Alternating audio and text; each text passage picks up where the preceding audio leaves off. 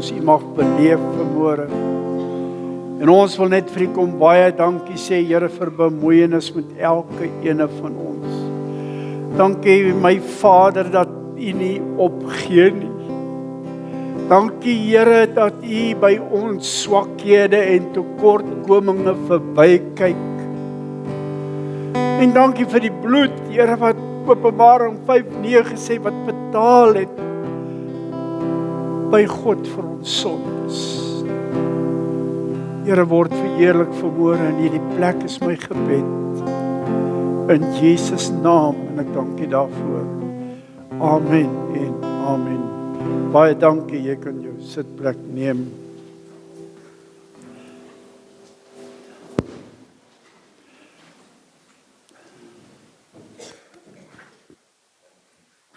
Ek wil vanmôre dalk 'n bietjie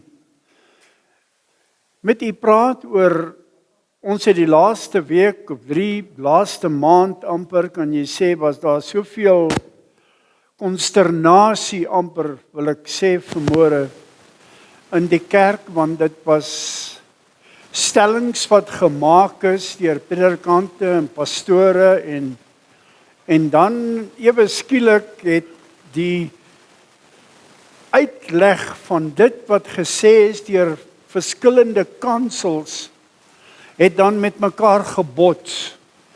En dis nie wat die Here wil hê nie. Daar moet vrede en harmonie in die huis van die Here wees. En ongelukkig het ons ervaar dat sprekers teen mekaar gepraat het en dat oordeele gevel is. En dat party van ons pastore en predikante en mense uitsprake gemaak het wat glad nie relevant is met dit wat die woord van die Here ek en jy leer nie. So ons het 'n tydperk deurgemaak, maar dit is ook nou verby. En na hierdie konsternasie amper wat die predikante mekaar en pastore mekaar geoordeel het van wat sê die woord en wat sê die woord nie, en al hierdie dinge het ons nou begin rustig raak. En van die manne wat verkeerde uitlatings gemaak het verskoning gevra, want ons is almal swak en ek sê vanmôre wie sonder sonde is, laat hy die eerste klip optel. Maar deur hierdie ding kan ek vanmôre ook vir jou sê, was daar so 'n dinamiese ding wat in die kerkewêreld gebeur het. En ons kyk met verskillende oë en ons luister met verskillende ore na hierdie goed. En ja, dat daar verkeerd gepraat is en dat Matteus 24:36 en Lukas 11 en al hierdie plekke die waarheid uitgebring het en dat ouens, maar die probleem wat ons gehad het, is dat mense het nie die probleem getackle soos hulle sê nie, hulle het naderhand persoonlik geraak soos ek vir u gesê het, en hulle het die ouens begine beskuldig, valse leraars en al hierdie goed, en onmiddellik as jy dit sê, dan is jy weg van die onderwerp af. En die duiwel kry dit reg om mense se gedagtes te steel, want hoeveel van hierdie ouens wat hierdie mense uitgekry het hulle self geoordeel. En het ek ook vir u gesê, en ek wil dit weer sê, want ek wil hê jy moet dit onthou. Sodra ons oor iets debatteer, en ons gedagtes gaan van daai onderwerp af, en ons begin ander goed sê, dan raak ons persoonlik. En as ek persoonlik raak, dan openbaar dit my karakter wat nie altyd goed is nie. So baie van hierdie ouens wat geoordeel het hulle eie karakters geopenbaar, wat vir my sê, dat hulle moet terugkom by die Here. Ek het nou lank genoeg na hierdie goed, en daar was soveel uitsprake, plaas dat ons vir mekaar bid, plaas dat ons vir mekaar in die bres tree, en sê, Here, ons maak foute, Want daar was 2 manne in Suid-Afrika en hulle het so mooi om verskoning gevra. Maar weet jy wat, kom wat wil jy jou vanmôre ietsie sê? Ek beskryf hierdie ouens. En ek kyk uit 'n ander hoek uit vanmôre en jy moet my mooi verstaan. Ek beskou hulle as helde. Hoekom? Moet ek kwalifiseer wat ek vir jou sê? Hulle het verkeerde uitsprake gemaak, maar hulle het vergifnis gekry. Maar kom ons kyk uit 'n ander hoek uit, soos ek sê. Weet wat het hulle reg gekry? Hulle het duisende mense teruggekry by Jesus Christus. Want mense deur hulle uitlatings en die ouens wat oor hierdie goed gepraat het hierdie mense geskrik en gesê, ek is 'n Christen, maar ek is nie op die regte plek nie. En hulle moes keuses maak. Ouens, ons besef nie hierdie goed nie. Hierdie manne word as helde beskou, want die predikante en pastore in Suid-Afrika het dit nie reg gekry wat daai wit man en daai swart man reg gekry het. Ek eer hulle vir dit, want ek kyk dieper na die ding. Weet julle hoeveel mense het werklik teruggekeer na die Here toe? Mense wat gesê het, ja, ek is 'n Christen, maar hulle was nie seker nie. Weet julle wat, toe hierdie uitsprake kom dat Jesus gaan terugkom, het hierdie ouens hand in eie boesem gesteek en hulle het op 'n plek gekom waar hulle weer begin 'n kniewerk doen en sê, Here, maak my reg as ek nie reg is nie. So hierdie ouens het hulle is eintlik geloofshelde. Sien julle dit soos ek het sien? Ek hoop so. Maar die Here vat my na Filemon toe, dis 'n boek wat net 1 bladsy is en ons skryf vir Paulus waar hy in die tronk sit en hy's klaar oud. En hy het iemand wat saam met hom geloop het, behalwe Lukas, wat die dokter was, wat saam met Paulus tot in Rome was. Was daar nog 'n man met die naam van Onesimus. Maar toe Paulus in die gevangenis sit en hy kan nie meer gebruik maak van Onesimus nie, toe skryf hy vir Filemon, een van sy vriende, 'n brief en sê, ek wil Onesimus vir jou stuur, want ek weet jy's 'n man van God en jy kan hierdie man gebruik, want hy's werklik waar 'n kind van die Here. Hy sê in Filemon 1 daarvan vers 13 af, hy sê ek wou hom by my hou, sodat hy my in die boeye van die evangelie in jou plek kan dien.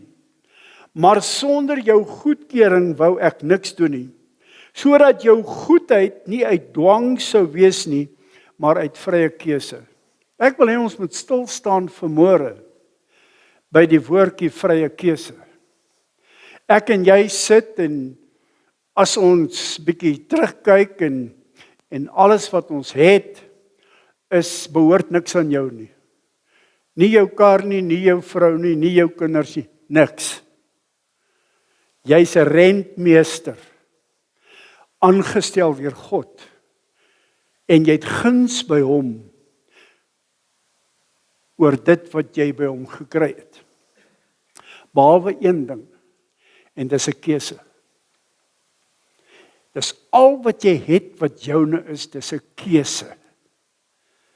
Nou skryf Dr. Smit, hy's 'n snaakse naam is, hy sê, daar gaan 100,000 gedagtes deur jou gedagte elke dag.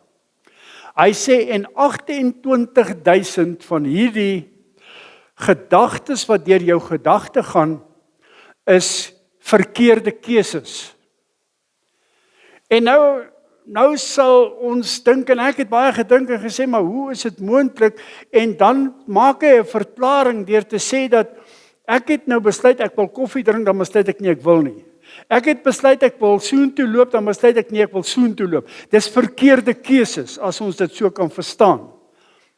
So wat jy het vanmôre in Christus Jesus, en dis die mooi van die ding, is dat ek en jy het 'n keuse in Christus Jesus. Dit was jou keuse om vanmôre hier te wees. Dit was 'n keuse wat jy uitgeoefen het, om te sê, ek gaan vanoggend, gaan ek kerk toe.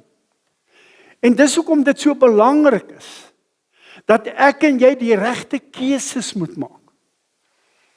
Vrydagmiddag staan ek langs 'n vrou se bed, ek en Wimpie, in Tshepong Hospitaal, en terwyl ons daar staan, toe sterf sy. Klompie jare terug, die vorige gemeente kom een van die ouens na my toe en ons groet en hy vat my hand. Ons groet mekaar mos nou. En toe kom so in sy oë, kyk, toe sien ek sy oë en hy sterf tussen twee woorde. Hierdie vrou, daar was nie kans om eers vir haar gebed te doen nie, want hulle het met haar gesukkel. Ouens, dis keuses wat ons maak.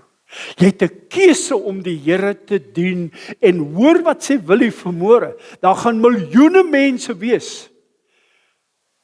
Die dag wanneer jou berou te laat is, wat jy gaan moet sê, ek is jammer, want dan gaan jou jammer te laat wees.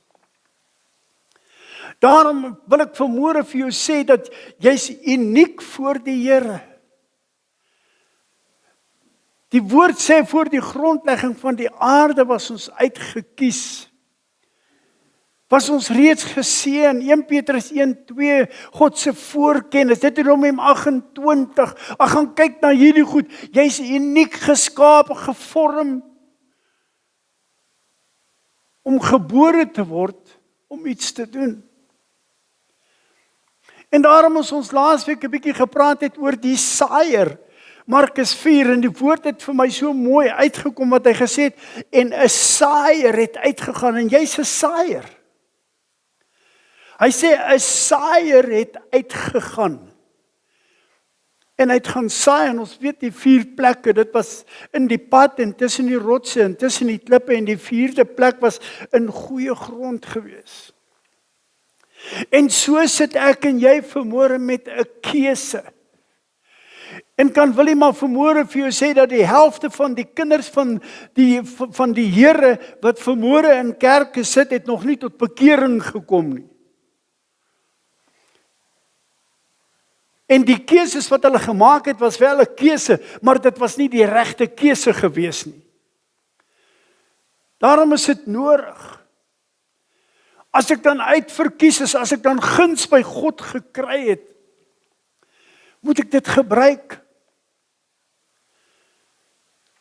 Die nuutste sonde, of wat noem dit wat jy wil, deesdae, is verskonings. Jy moet daarom onthou, kon nie die kerk maak nie. Jy moet daarom onthou, verskoning. 'n Verskoning gaan jou uit die hemel uithou. Ouens, hoor wat sê Willie vanmôre vir jou. Ek is in my gees as ek ontsteld. Speeltyd is verby vir die kind van die Here. Het julle gesien wat is besig om te gebeur? Terwyl die helfte van Europa besig is om in herlewing in te gaan, is die ander helfte besig om hulle voor te berei vir van die grootste oorlog wat gaan kom nog. Daarom is dit nodig dat ons na mekaar sal kyk, dat ons vir mekaar sal bid, mekaar se laste sal dra. Jeremia 21:8 sê, hy sê, kyk, ek hou julle die weg van die lewe voor en die weg van die dood. Deuteronomium 30:19 sê, kies dan die lewe. Kom ek en jy kom op 'n plek in ons lewe waar ek sê, luister, ek gaan my bes. Luister, die Here wil net jou beste hê. Hy wil nie hê jy moet overboord gaan soos hulle sê nie. Moenie probeer wees wie jy nie is nie. God het jou nie so geskape nie. Wees wie jy is, want dis waar hy jou kan gebruik. Ons skryf vir Elia in 1 Konings 17, waar hulle al hierdie Baal profete doodgemaak het, en afgesien van die feit Dat hy die reën geroep het en die reën gekom het, afgesien van dit, hardloop hy na die naaste besembos toe en hy sê, ek wens ek kan sterwe. Kyk hoe maklik gebeur dit. Ek is nou op cloud 9 en oor 'n oomblik dan is ek op 'n plek waar ek nie wil wees nie. Maar wat Elia nie geweet het nie. En weet julle vandag, Elia leef nog. Hy en Henog leef nog. Gaan lees bietjie Openbaring 9. Ek reg en ja, waar is hy nou? Maar kom wat ek nou. Anyways. Gaan kyk 'n bietjie. Hy's een van die 2 getuies. En dis die 2 getuies wat in die laaste 3,5 jaar, 1260 dae, gaan hulle mense, die woord hulle gaan vuur uit hulle mond uitkom. Hulle gaan die evangelie van God gaan hulle verkondig, maar dan gaan hulle doodgemaak word en die wêreld gaan bly wees daaroor. En die hele wêreld sê Openbaring sal hulle sien. Ons het altyd gesê, maar hoe gaan ons hulle sien? Ons gaan hulle sien deur die TV. Sit jou TV aan en jy kan oor die wêreld, kan jy presies sien wat op hierdie oomblik besig is om te gebeur. Ons gaan hulle sien, want die woord het gesê, ons gaan hulle sien. En Elia sit met hierdie ding, ag Here, hoekom is ek ooit gebore? En baie keer kom dit by jou en my op, want jy sien, ons wil nie die regte keuse maak nie. Maar wat is ons probleem? Jou tyd is nou. Jou tyd is nou. Want uit die oog uit die hart het jy dit al agtergekom. Partykeer moes jy 'n keuse maak wat jy gesê het, nee, ek gaan nou maar eers wat, ek weet nie wat nie, en dan het daai keuse van jou nooit gerealiseer nie, want die tyd is nou, en dit is die tyd nou vir ek en jy se lewe in Christus Jesus om onsself reg te maak. Nie môre of ek sal maar eers dit los of dit los nie.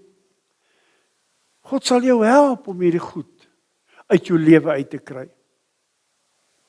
Ons tyd is nou. Jy sien, wat moet ek doen in 2 Konings 10, daarvan vers 15 af, kry ons hierdie 2 manne wat van die oorlog afkom, Jehu en Jonadab, en Jehu ry op sy wa, en ek het dit al vir u gesê, maar ek wil dit weer sê. En hy stop by Jonadab en hy vra vir hom, hy sê, is jou hart reg met my hart, soos my hart met jou hart reg is? En Jonadab sê, ja, my hart is reg met jou hart, soos jou hart met my, ons harte is reg met mekaar. Hy sê, klim dan op die wa en kom aanskou met welgevalle my ywer vir die Here. Luister, dit begin by jou hart, die keuse, die uitroep begin by jou hart, en as jy in jou hart nie kan 'n besluit neem nie, los dit. Spyt is 'n goeie ding, maar as spyt te laat is, dan is dit te laat. Jy sien, jou keuses bepaal jou toekoms.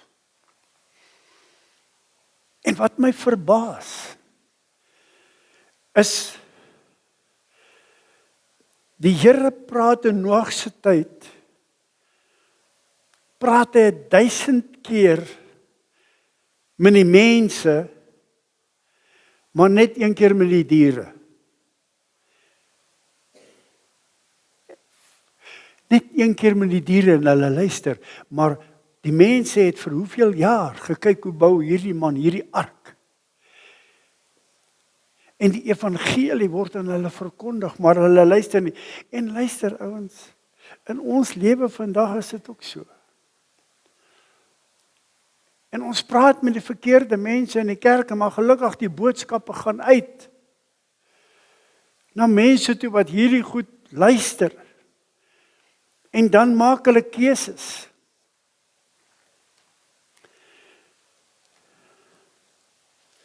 Die Here praat met Moses in Deuteronomium 30.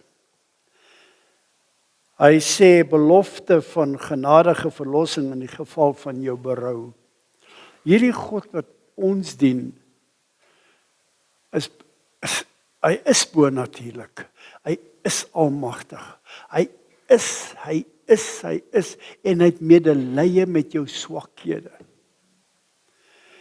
Hy sê, en hy praat met Deuteronomium, hulle was weerstandig teen die Here. Hy sê, en as al hierdie dinge oor jou kom, hoor mooi wat sê die Here. Die seën en die vloek wat ek jou voorgehou het. Onthou mooi. As jy nie onder die seën is, as jy nie die Here aangeneem het nie, is jy onder die vloek. Want jy gaan hel toe.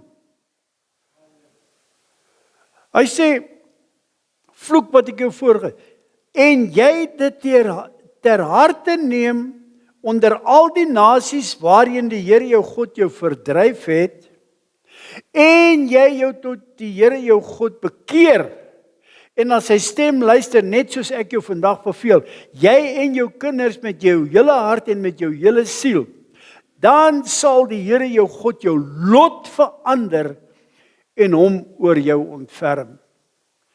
Ons aanbid 'n wonderlike ouens, ons besef nie. Ons besef nie die grootheid, ons besef nie die goedheid. Ons sal nooit besef die volle.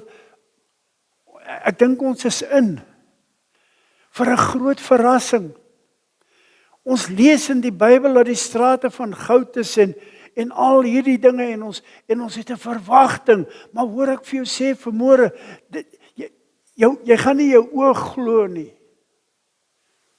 In jou verheerlikte liggaam natuurlik. Moet jy oë hê om te kan sien. Maar dit is wat vir jou en vir my wag. Maar dan moet ek keuses maak. Dan moet ek op 'n plek kom waar die Here kom en vir die Here sê, Here, U moet my help.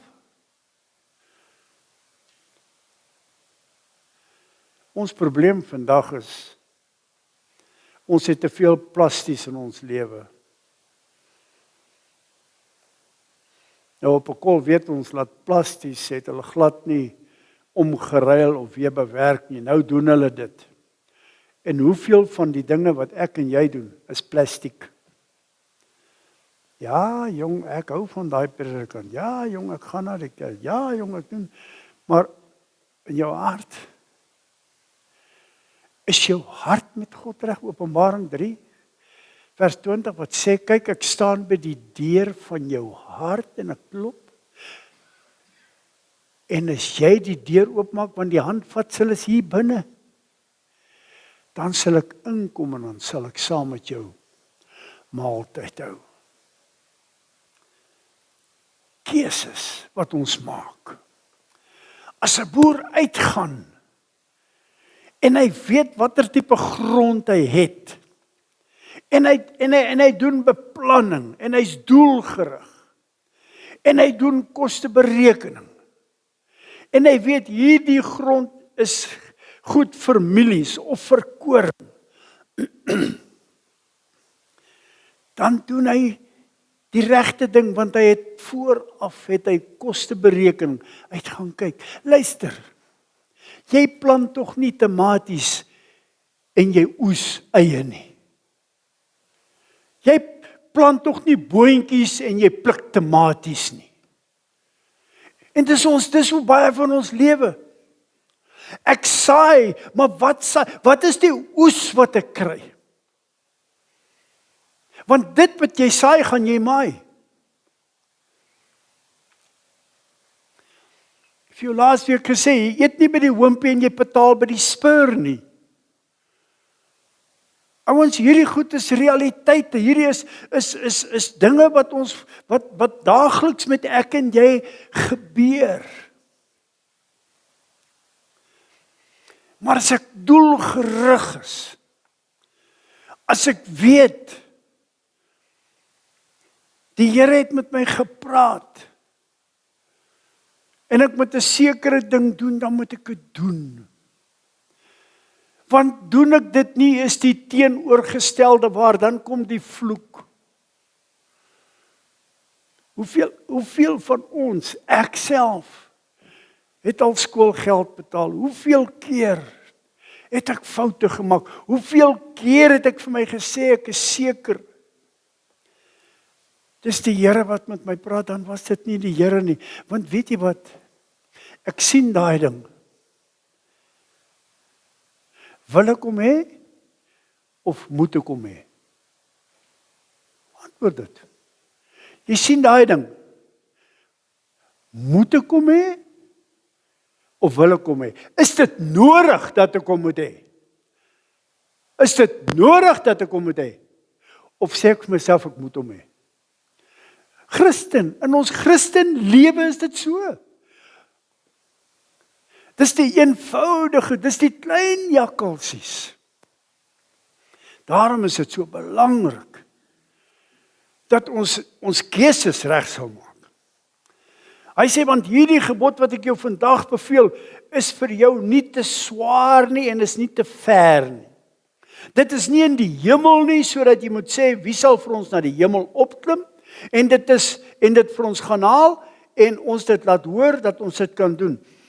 Dit is ook nie oorkant die see, sodat jy moet sê, wie sal ons aan die oorkant van die see oorvaar en dit vir ons gaan haal? Hy sê, maar baie naby jou is die woord, in jou mond en in jou hart om dit te doen. Kyk, ek het jou vandag voorgehou, die lewe en die geluk en die dood en die ongeluk. Jy moet 'n keuse maak. Want onthou, hoor wat sê hy? Jy's onder die vloek of jy's onder die seën. Hier sê hy weer op dieselfde plek. Jy's onder die dood of jy's onder die lewe. Dan gaan hy verder, hy sê vers 19, hy sê, en ek neem vandag die hemel en die aarde as getuies teen julle. Die lewe en die dood, die seën en die vloek, het ek jou voorgehou. Kies dan die lewe, dat jy kan lewe, jy en jou nageslag, deur die Here jou God lief te hê en na sy stem te luister en hom aan te hang, want dit is jou lewe. Dis 'n keuse. Dis 'n keuse wat ons maak. 'n Keuse om te sê, Here, hier is ek. En weet julle wat is die mooi van die ding? Jesus het nie gekom vir die goeie ouens. Hy het gekom vir ek en jy. Hy het gekom vir ons. Weet julle wat? Hy loop by al drie. Ek het al vir julle gesê, universiteite in Jerusalem loop hy verby. Die Sadduseërs, die Fariseërs en die Sostenes, hulle praat nie baie van hulle nie, maar hulle was daar. Hy loop by hulle verby en hy gaan soek die manne wat ongeletterd is, wat nie kan lees nie, wat nie kan skryf nie. Hy het gekom vir jou en my. Hy het gekom vir jou en my. Ek moet net wegkom van daai ding van ek is nie goed genoeg of ek is nie dit nie. Jy's duur gekoop, 1 Korintiërs 6 vers 20. Maar die feit, alles kom terug na 'n keuse wat ek en jy moet maak. En ek wil vir julle sê vanmôre, hierdie dinge wat in die kerkewêreld besig is om op te vlam, dat jy jou preek sal moet instuur voor jy hom mag bedien op 'n Sondagoggend, is op pad. En hulle sê die predikante, jy kan tot 'n jaar tronkstraf kry as jy dit nie gaan doen nie. Die goed is op pad. Dit gaan nie gebeur soos in Amerika. Dis op pad. Dis besig om in Suid-Afrika te gebeur. Ons het geen normes meer nie. Teologiese skole waar ateïste die pastore en die dominees leer, het julle dit geweet? En dit is bekend. Hoe is dit dan dat ons dit nie weet nie?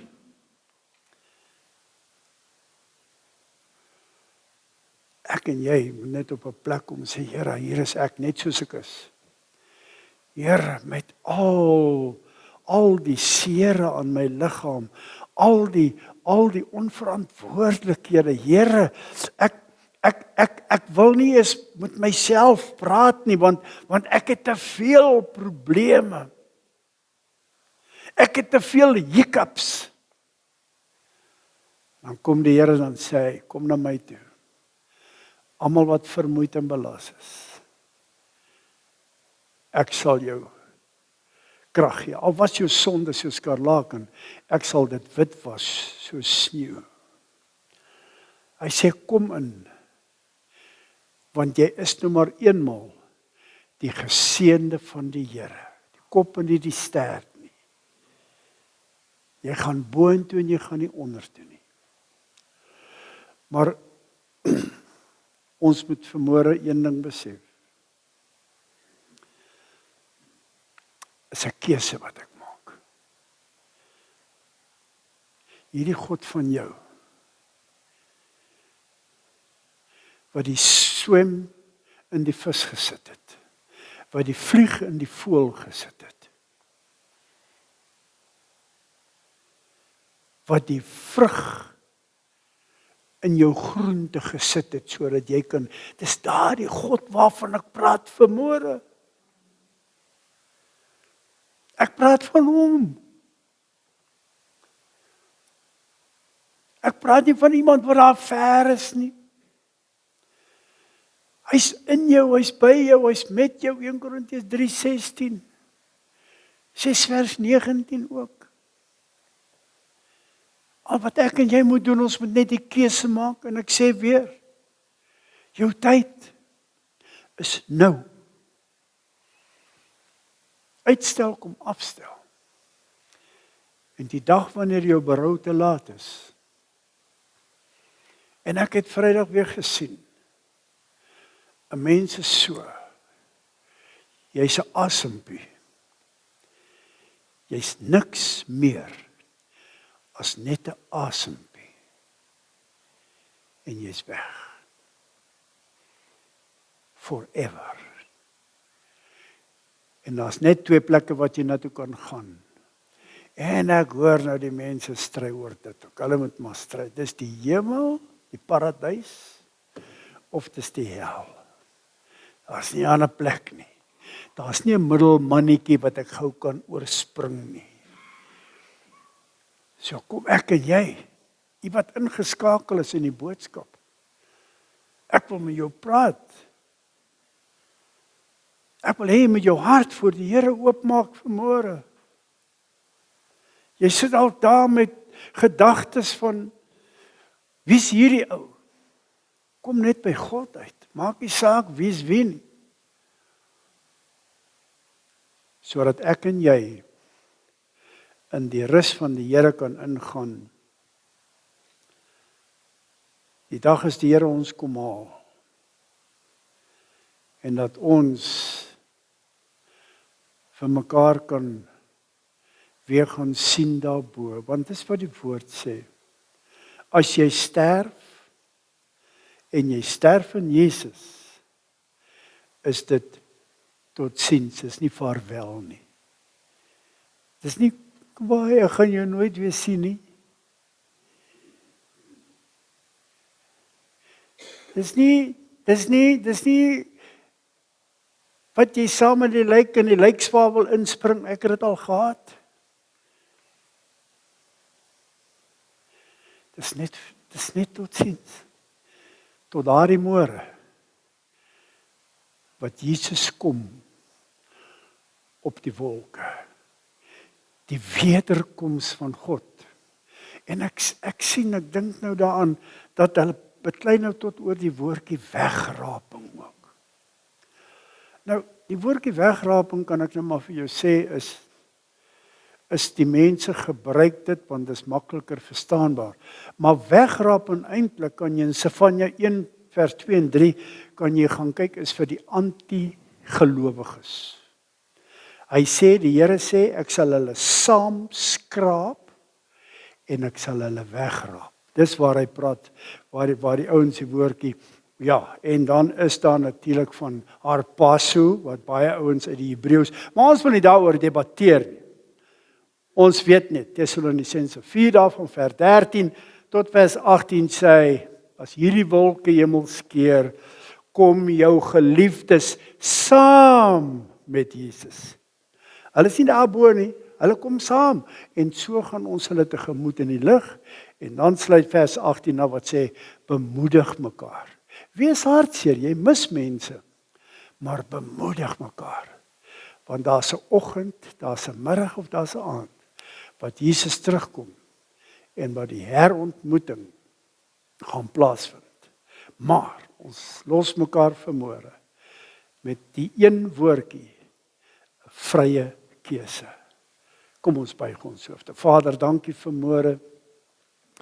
Dankie Jesus en Heilige Gees vir die kosbaarheid van U self. Here, ek het die woord gebring wat U vir my, wat ek glo, wat U vir my gegee het om te bring. En Here, daarom wil ons vir mekaar bid vanmôre. Ek weet vanmôre, Here, ons het almal maar swakhede, want ons leef in 'n wêreld wat swak is, 'n wêreld wat vol lelike dinge is en goed is en ons moet in hierdie wêreld met ons stred hou. Maar Vader, dankie dat ons vanmôre kan weet, omdat ons in U is en U in ons.